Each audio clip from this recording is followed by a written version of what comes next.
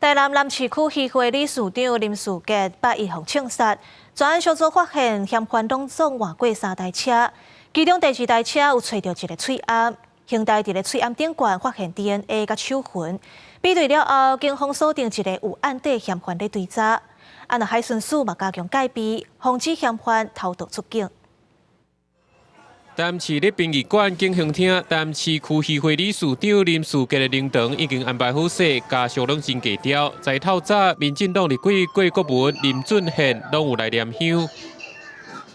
台南市区渔会理事长林树杰被枪杀，到达第4天啊，警方办案进度传出重大突破。专案小组对嫌犯的第2台车顶悬有找到一块喙罨，验出微生物相关的证据，嘛比对出一个有案底可疑因素。 的确是有在这一个第2部车的这个里面的地方采集到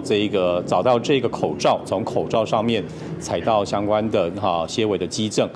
，DNA 指纹，其实我们目前都还在比对当中。 专案小组查作案的车辆来抓人，扩大调看监视器画面，查到嫌犯逃亡去高雄以后，佮换第3台车一路向南走往屏东方向。警方强调，目前已经扩大追查到中北部，不过嫌犯经过详细测过，佮换车切断线索。检方咧追查时，卖严防嫌犯偷渡出境，希望会当伫上短时间之内抓到人。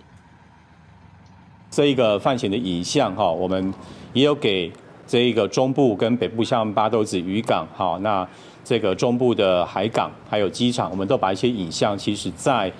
礼拜1、礼拜2，我们都早就已经给了相关的海巡单位输入重要的一个线索，然后严防他们偷渡。 警方目前掌握到嫌犯有换2台车以上，各无共的交通工具，嘛无排除已经偷渡出境。目前专案小组除了继续调查可能的涉案者，嘛有通报法务部、海巡等单位，加强机场、港口沿海地区的管制。记者综合报道。